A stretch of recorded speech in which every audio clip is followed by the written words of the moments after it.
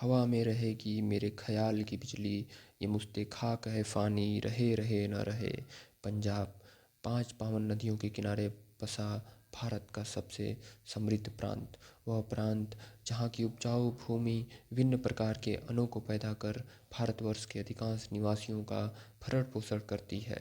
हरी भरी लहराती फसलों से युक्त खेत, कल कल बहती नदियों का मीठा पानी, रंग बिरंगे धोती कुर्ते के साथ तुर्रे वाली पगड़ी की पारंपरिक वेशभूषा पहने लंबे चौड़े बलिष्ठ युवक, चुनरी की ओट से लजाती शर्माती युवतियाँ, प्रेम, संतोष, धैर्य, संयम, त्याग, स्वाभिमान एवं समृद्धि का संदेश देती हुई पंजाबी सभ्यता और संस्कृति।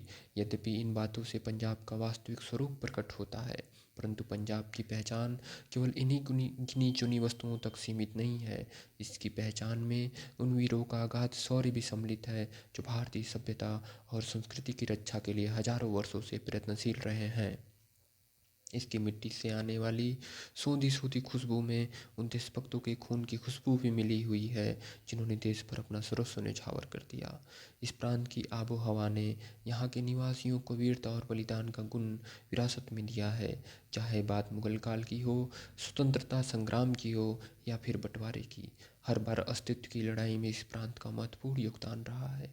कहते हैं कि स्वतंत्रता संग्राम में सबसे अधिक क्रांतिकारी इस धरती की कोख से जन्मे थे। स्थिति यह थी कि हर घर का कोई न कोई पुरुष क्रांति की अग्नि में धधकने को उद्यत था। यहाँ की वीरांगनाओं ने अपने सुखों एवं खुशियों का दमन करते हुए पुत्रों, पतियों और भाइयों को देश में कुर्बान होने के लिए अर्पित कर दिया। इन क्रांतिकारियों में न तो जीवन के लिए उत्साह था और न ही सुखों की आकांक्षा। उनके मन में केवल एक ही चाह थी, जीवन का एक ही लक्ष्य था, भारत माता को गुलामी की बेड़ियों से आज़ाद करवाना। उनके मुख से केवल यही निकलता था, सिर पर बांधे हैं कफन, हाथों में मौत का परवाना है, जिंदा रहना लक्ष्य नहीं, माँ को आज़ाद करवाना है। यदि इतिहास का गहन अध्ययन किया जाए तो यह बात स्पष्ट हो जाती है कि स्वतंत्रता पूर्व पंजाब का अधिकांश भाग सुदूर सिंध प्रांत तक फैला हुआ था। विभाजन के उपरांत यह क्षेत्र पाकिस्तान की सीमा में चला गया। इसी पंजाब के लायलपुर जिले में बंगा नामक एक छोटा सा गांव था। यह गांव खालसा सरदारों से संबंधित था। इनका इतिहास बड़ा ही शौर्य युक्त और गौरवशाली था। इनके पूर्वज महाराजा रणजीत सिंह के दरबार में खालसा सरदार के नाम से प्रसिद्ध थे। उनकी सहायता से ही महाराजा रणजीत सिंह ने सिख साम्राज्य का विस्तार किया। इस दौरान उन्होंने अनेक राज्यों के साथ साथ शक्तिशाली पठानों को भी धूल चटाई। इतना ही नहीं, अंग्रेजों के विरुद्ध भी उन्होंने वीरता और शौर्य का अद्भुत उदाहरण प्रस्तुत किया था। अंग्रेजों की कुदृष्टि आरंभ से ही धन धान्य से परिपूर्ण पंजाब पर थी।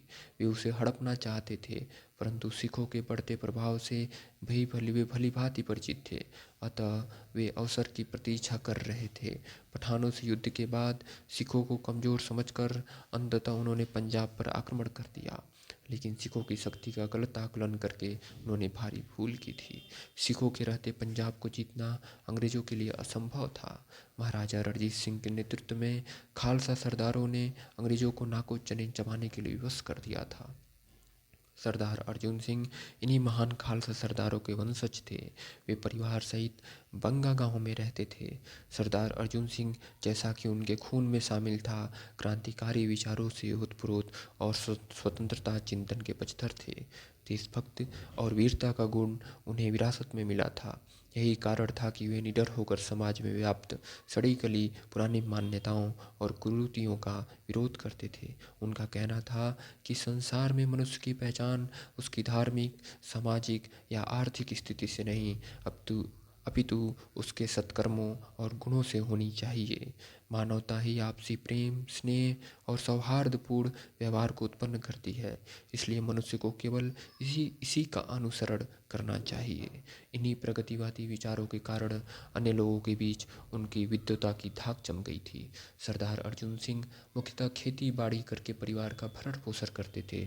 समय बचने पर छोटे मोटे रोगों का उपचार करना भी उनकी दिनचर्या में सम्मिलित था। उनका विवाह जया कौर के साथ हुआ, जो स्वाभिमानी, सहनशील, प्रगतिशील विचारों तथा देशभक्त से ओतप्रोत महिला थी। पति की भांति उनमें भी राष्ट्र के लिए सर्वोच्च न्यौछावर करने की भावना कूट कूट कर भरी हुई थी। इस प्रकार दोनों पति पत्नी एक दूसरे के पूरक बनकर राष्ट्रीय सेवा में लीन थे। विवाह के बाद जय कौर ने 3 पुत्रों सरदार किशन सिंह, सरदार अजीत सिंह और सरदार स्वर्ण सिंह को जन्म दिया।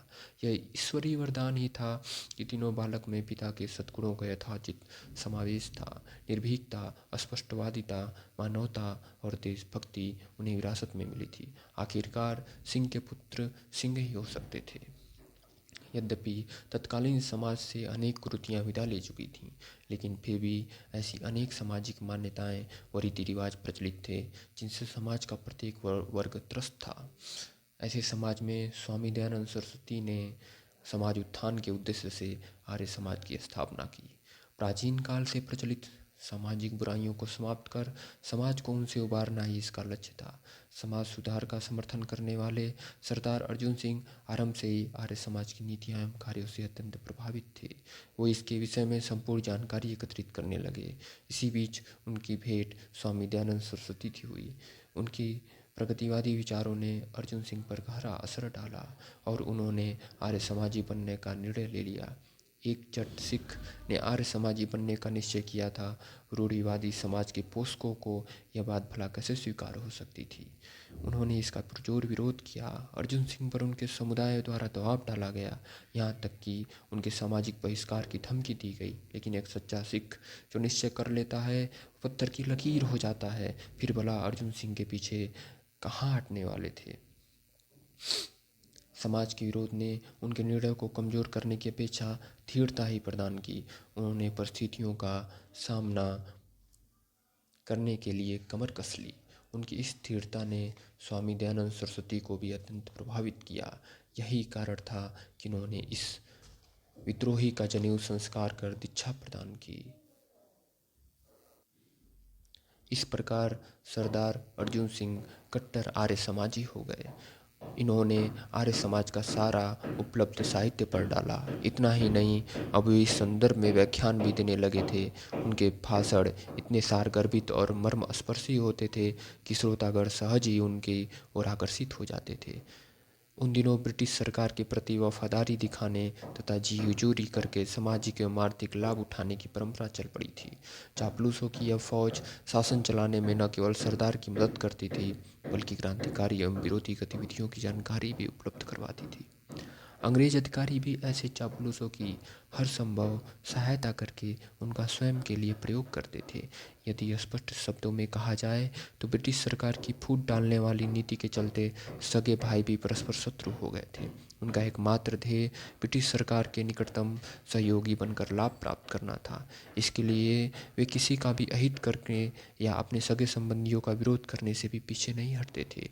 अर्जुन सिंह के दोनों भाई सरदार बहादुर सिंह और दिलबाग सिंह इसके सटीक उदाहरण थे।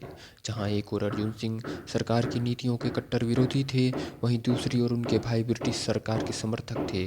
उनकी दृष्टि में सरकार का विरोध करना सबसे बड़ी मूर्खता थी। चापलूसी और जी हुजूरी के बल पर कुछ ही दिनों में उन्होंने अतुल्य धन कमा लिया। उनकी गिनती धनी लोगों में होने लगी। आर्य समाजी बनने के बाद अर्जुन सिंह ब्रिटिश सरकार की अनुचित नीतियों का खुलकर विरोध करने लगे। उनकी यह सरकार विरोधी विचारधारा बहादुर सिंह और दिलबाग सिंह को फूटी आंखें नहीं सुहाती थीं। अतः एक दिन उन्होंने अर्जुन सिंह को समझाते हुए कहा, अर्जुन, सरकार का विरोध करना तुम जैसे परिवार वालों को शोभा नहीं देता। तुम्हारी पत्नी है, 3 बच्चे हैं, उनकी चिंता छोड़कर तुम क्यों इधर उधर भटक रहे हो। यदि किसी दिन सरकार ने सख्त कार्रवाई कर दी तो जमीन और घर से हाथ धोना पड़ जाएगा। अच्छा यही है कि अंग्रेज अधिकारियों की कृपा प्राप्त करो और अपने बच्चों का भविष्य उज्जवल बनाओ। अर्जुन सिंह शांतिपूर्वक भाइयों की बात सुन रहे थे। सहसा वे गंभीर होकर बोले, भाई साहब, मेरी नसों में सच्चे खालसा सरदारों का खून दौड़ रहा है। यह सिर वाहे गुरु के आगे झुक सकता है, परंतु ब्रिटिश सरकार के सामने कभी नहीं झुक सकता। अगर इसके झुकने की स्थिति आ गई तो मैं सर कटवाने ज़्यादा पसंद करूँगा। आप लोग मेरी और मेरे परिवार की चिंता मत कीजिए। उनके नसीब में जो जो लिखा है वही होगा। मैं अपने या अपने परिवार के लाभ के लिए अनुचित का साथ कदापि नहीं दे सकता। अर्जुन, एक बार फिर सोच ले। यह समय जज्बातों से नहीं, दिमाग से काम लेने का है। तुम्हारी यह व्यर्थ की जिद तुम्हें कहीं का नहीं छोड़ेगी।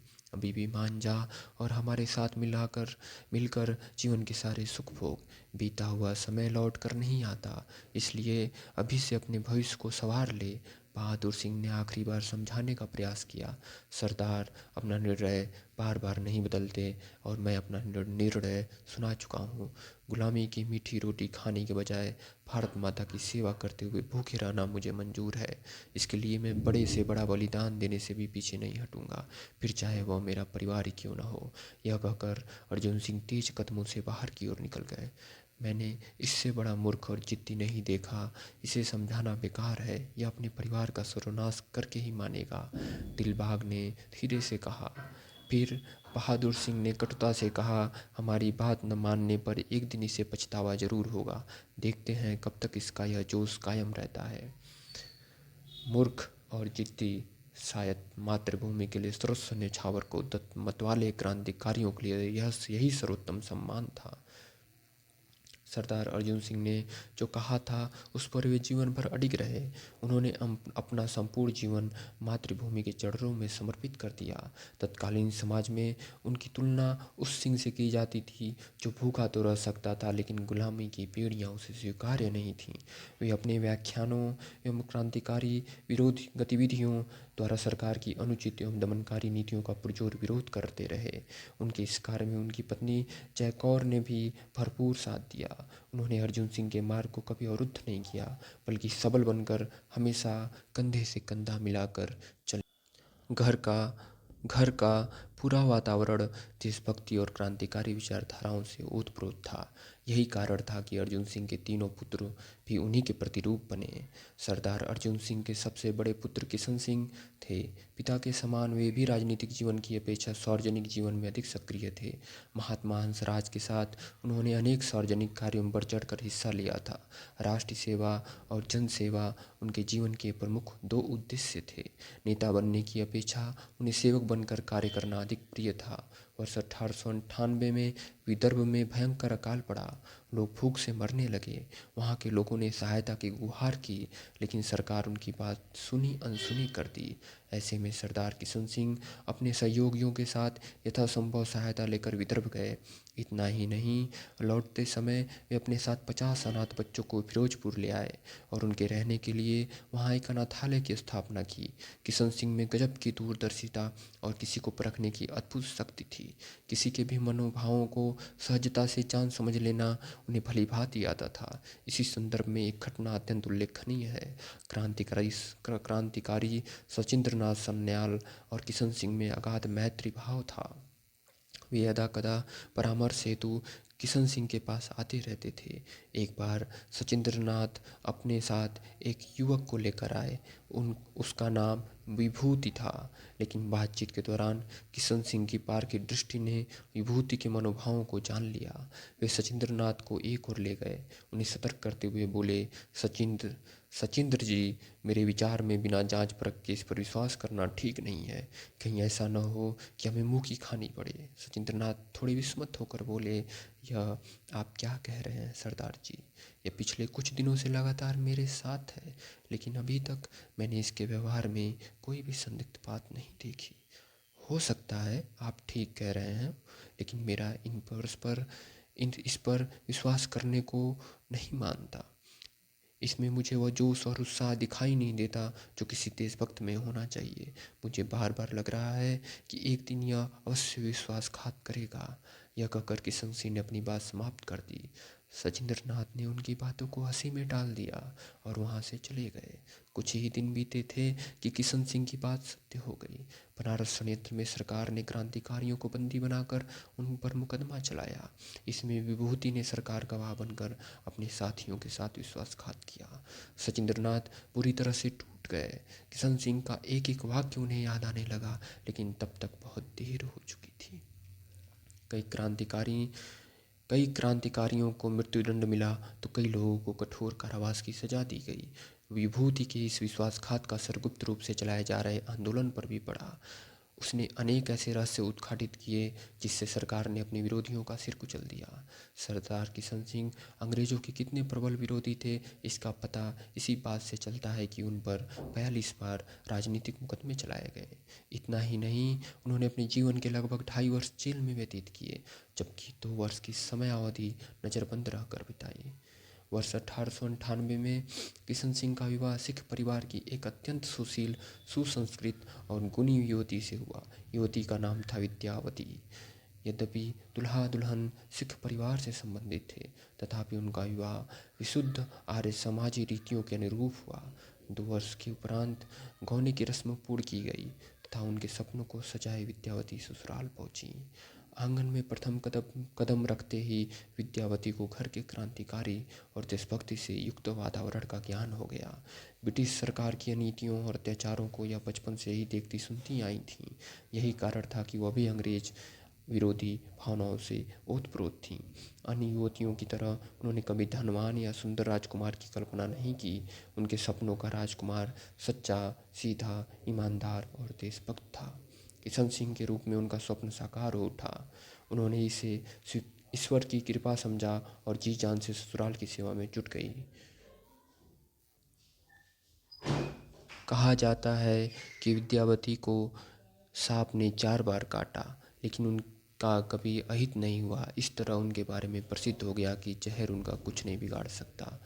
सन 1857 की सशस्त्र क्रांति के बाद से अंग्रेजों के विरुद्ध विरोध की एक लहर चल पड़ी थी। यह विरोध कुछ स्थानों तक सीमित न होकर सारे भारत में समान रूप से व्याप्त था। अब तक भारतीय जनमानस ब्रिटिश सरकार की दमनकारी नीतियों एवं अत्याचारों से पीड़ित होकर असहाय सा था, लेकिन स्वतंत्रता सेनानियों एवं क्रांतिकारियों के नेतृत्व में वह एकजुट होकर अंग्रेजों के विरुद्ध उठ खड़ा हुआ। इस महासमर में लगभग सभी धर्मों के लोग सम्मिलित थे। लोगों ने जात पात, छूत अछूत, अमीर गरीब, साक्षर निरक्षर आदि के भेदभावों को एक ओर रखकर स्वतंत्रता प्राप्त के लिए कमर कस ली थी। स्थिति दिन प्रतिदिन विकट होती जा रही थी। जन आंदोलन का व्यापक होता रूप ब्रिटिश सरकार की नींद उड़ाने के लिए पर्याप्त था। ऐसा लगने लगा था कि मानो भारत में ब्रिटिश साम्राज्य का अंत निकट आ चुका है। ऐसे में अंग्रेज अधिकारियों ने कूटनीति और कुटिलता का आश्रय लिया। चूँकि आंदोलन में अधिकांशतः हिंदू और मुस्लिम दो प्रमुख समुदाय के लोग सम्मिलित थे, अतः उन्होंने हिंदू मुस्लिमों में दरार डालकर उनकी एकता खंडित करने की योजना बना डाली। उन दिनों बंगाल भारत का ऐसा प्रमुख राज्य था जो हिंदू और मुस्लिम समुदाय का गढ़ था। अपनी योजना को कार्यान्वित करने के लिए उन्होंने बंगाल के विभाजन का निश्चय किया। उन्हें विश्वास था इससे हिंदू मुस्लिम अलग थलग पड़ जाएंगे और फिर उनकी कमजोरी का लाभ उठाकर अंग्रेज अपनी स्थिति पुनः मजबूत कर लेंगे। अंततः लॉर्ड कर्जन ने बंगाल का विभाजन कर दिया। इसे बंग भंग के नाम से भी जाना जाता है। बंगाल का विभाजन एक ऐसा भयंकर आघात था जिसने देश के प्रत्येक नागरिक के अंतर्मन को चुटिल कर दिया था। इससे जन समुदाय में क्रोध की लहर दौड़ गई। लोग अंग्रेजों की कुटिलता समझ गए। देखते ही देखते संपूर्ण भारत में बंग भंग के विरुद्ध आंदोलन आरंभ हो गए। अनेक जुलूस निकाले गए, आम सभाएं की गईं, ब्रिटिश साम्राज्य के विरोध में नारे लगाए गए। इसी तरह का एक आंदोलन पंजाब में भी आरंभ हुआ। इसका नेतृत्व लाला लाजपत राय कर रहे थे। वे अपने सहयोगियों एवं साधारण लोगों में पंजाब केसरी के नाम से विख्यात थे। उनके साथ सरदार अर्जुन सिंह के तीनों पुत्र अजीत सिंह, किशन सिंह और स्वर्ण सिंह भी कंधे से कंधा मिलाकर क्रांति की मशाल प्रज्वलित कर रहे थे। उनके प्रयासों का ही परिणाम था कि कुछ ही दिनों में यह आंदोलन फिरोजपुर, रावलपिंडी, सियालकोट, लायलपुर सहित संपूर्ण पंजाब में फैल गया। उनके ओजपूर्ण भाषण सुनकर बूढ़े व्यक्ति भी जोश से भर उठते, नवयुवक आंदोलन में कूद पड़ते। उन्होंने न केवल हिंदुओं बल्कि मुस्लिम समुदाय का भी आह्वान किया। ब्रिटिश सरकार ने जिस उद्देश्य से बंगाल का विभाजन किया था, हिंदू मुस्लिम एकता ने उसे पूरी तरह निष्फल कर दिया। बंग भंग भी उनकी एकता, प्रेम और भाईचारे में दरार नहीं डाल सका। इसके विपरीत वे अधिक निकट आ गए और पूरी शक्ति से अंग्रेजों का विरोध करने लगे। अंततः सरकार ने सभी नीतियों को एक ओर रखकर दमन का सहारा लिया। अनेक कानूनों को लागू करके आंदोलन से जुड़े कार्यों को प्रतिबंधित कर दिया। स्थिति इतनी बिगड़ गई कि शांतिपूर्वक किए जाने वाले प्रदर्शनों का भी संघ द्वारा दमन किया गया। इसी बीच 1818 के रेगुलेशन 3 को वर्ष 1907 में लागू किया गया। सरकार को मानव ब्रह्मास्त्र मिल गया। देखते ही देखते देश भर के अनेक प्रमुख क्रांतिकारी नेताओं को बंदी बनाकर बिना मुकदमा चलाए जेल में डाल दिया गया। इनमें अजीत सिंह भी सम्मिलित थे। वे लाला लाजपत राय के साथ बर्मा की मांडले जेल में बंद थे। अजीत सिंह के बाद आंदोलन की कमान किशन सिंह और स्वर्ण सिंह ने संभाल ली। वे सभाओं को संबोधित करते हुए देशभक्त एवं जोश से परिपूर्ण भाषण देने लगे। उन्होंने सरकार की कानूनी कार्रवाई और नीतियों से संबंधित अनेक ऐसे महत्वपूर्ण प्रश्न उठाए जिनका उत्तर देना सरकार के लिए गले की फांस बन गया। अजीत सिंह को बंदी बनाकर सरकार पंजाब आंदोलन की समाप्ति की बात सोच रही थी, परंतु किशन सिंह और स्वर्ण सिंह ने इस विषय पर उन्हें पुनः सोचने पर विवश कर दिया। अंततः दोनों भाइयों को भी बंदी बना लिया गया। जेल में उन्हें एक ही कोठरी में रखा गया था। जिन दिनों उन्हें बंदी बनाया गया उन दिनों विद्यावती गर्भ जिन दिनों उन्हें बंदी बनाया गया उन दिनों विद्यावती गर्भवती थीं। जेल की दिनचर्या में थोड़ी सी फुर्सत मिलते ही दोनों भाई अक्सर आने वाले बच्चे के बारे में बातें किया करते थे। इसी तरह एक दिन स्वर्ण सिंह ने बड़े भाई किशन सिंह को छेड़ते हुए कहा, भाई साहब, आपके विचार में मेरा भतीजा होगा या भतीजी? स्वरा, मुझे तुम्हारी भाभी जैसी एक प्यारी सी और गुणी बेटी चाहिए। एक ऐसी बेटी जो हमारे घर के साथ साथ पराए घर को भी खुशियों से भर दे, जिसकी परवरिश और कन्यादान कर मैं जीवन के सभी ऋणों से मुक्त हो जाऊंगा। लेकिन देश को एक ऐसे युवक की ज़रूरत है जो समय आने पर अपना सिर कटवाने से भी पीछे न हटे, जिसके साहस, वीरता और निडरता से ब्रिटिश सरकार की नींद उड़ जाए, जो लोगों में क्रांति की लौ जला सके। देश की ज़रूरत मेरी इच्छा से अधिक महत्वपूर्ण है, इसलिए मुझे विश्वास है कि तुम्हारा भतीजा ही होगा। वह दुनिया भर में हमारा और हमारे कुल का नाम रोशन करेगा। 27 सितंबर 1907 दिन शनिवार, पंजाब के लायलपुर जिले का बंगा गांव। प्रातः लगभग 9 बजे बंद कमरे में दर्द से छटपटाती विद्यावती का क्रंदन गूंज रहा था। पास बैठी सास जयकौर माथे को सहलाते हुए उन्हें धीरज बधा रही थी। दाई तेजी से अपने काम में व्यस्त थी।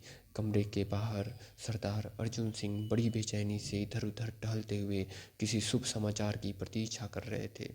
बुदबुदाते होठों से वाहे गुरु का जाप करते हुए कभी कभी वे बंद दरवाजे की ओर देख लेते। तभी नवजात शिशु की किलकारियों से आंगन गूंज उठा। अर्जुन सिंह ने शांति की सांस ली और हाथ उठाकर वाहे गुरु का शुक्रिया अदा किया। थोड़ी देर बाद दरवाज़ा खुला और ताई ने खुशखबरी दी, बधाई हो सरदार साहब, पोता हुआ है। सूर्य की तप्त किरणों से चेहरा चकमगा उठा। बूढ़ी हड्डियों में जैसे जवानी की लहर दौड़ गई। सरदार अर्जुन सिंह पुनः उस समय में लौट आए जब उनके घर किशन सिंह का जन्म हुआ था। वे हंसते हुए दाई से बोले, यह मेरा पोता नहीं बल्कि मेरा पुनर्जन्म है। मुझे विश्वास है कि मेरा यह जीवन पूरी तरह से देश सेवा में समर्पित होगा। कुछ ही देर में बधाई देने वालों से पूरा आंगन भर गया। कहते हैं किसी पुण्य आत्मा के आगमन से अशुभता भी धीरे धीरे क्षीण होकर शुभता में परिवर्तित होने लगती है। ऐसे ही सरदार अर्जुन सिंह के साथ भी हुआ। जिस समय नवजात शिशु के रुदन से उनका आंगन गूंज रहा था, उस समय उनके पुत्र देशभक्ति का जज्बा लिए कठोर कारावास की सजा भोग रहे थे। किशन सिंह, अजीत सिंह, स्वर्ण सिंह तीनों भाई शिव के त्रिशूल की भांति ब्रिटिश सरकार पर निरंतर आघात कर रहे थे। वे सरकार की आंखों की किरकिरी बन चुके थे, इसलिए उनसे छुटकारा पाने के लिए बिना मुकदमा चलाए ही उन्हें कारावास में डाल दिया था। यद्यपि वकील सरकार के विरुद्ध उनके पक्ष का अदालत में रख चुके थे, तथापि जेल से रिहा होना असंभव प्रतीत हो रहा था। ऐसे में शिशु का आगमन परिवार के लिए शुभ सिद्ध हुआ। वकीलों की मेहनत रंग लाई, सरकार को झुकना पड़ा। शिशु जन्म के तीसरे दिन ही किशन सिंह एवं स्वर्ण सिंह जमानत पर छोड़ दिए गए। अभी उन्होंने घर में प्रवेश किया ही था कि पीछे पीछे अजीत सिंह के रिहा होने का समाचार भी आ पहुंचा। घर में उत्सव का वातावरण बन गया। शिशु अवश्य एक पुण्य आत्मा थी जिसने परिवार के सभी दुखों को नष्ट कर उनमें खुशियों का संचार कर दिया था। शिशु को गोद में उठाकर चौकोर भावावेग में बोली, मेरा पुत्र कितना भांगाम वाला है। इसके आते ही बिछड़ा हुआ परिवार फिर से मिल गया। मेरा मन कहता है पिछले जन्म में ये जरूर कोई बड़ा भगत रहा होगा। इस जन्म में यह हमारे कुल का उद्धार करने के लिए आया है। ठीक है बेबे, आज से हम इसे भगत ही कहेंगे। भांगों वाला भगत, भगत सिंह। किशन सिंह ने माँ के हृदय से निकले शब्दों पर अपने समर्थन की मुहर लगा दी। इस प्रकार अनजाने ही शिशु का नामकरण हो गया, भगत सिंह। एक ऐसा नाम जो आने वाले वर्षों में सदा सदा के लिए अमिट हो जाने वाला था। इतिहास ने जिसे सुनहरे अक्षरों में सजोना था, जिसे देशभक्त और बलिदान का परिचायक बनना था।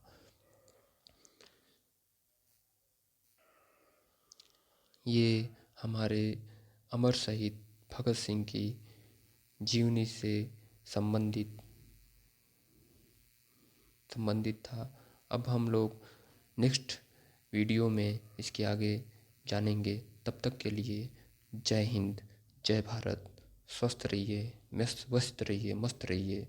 जय हिंद।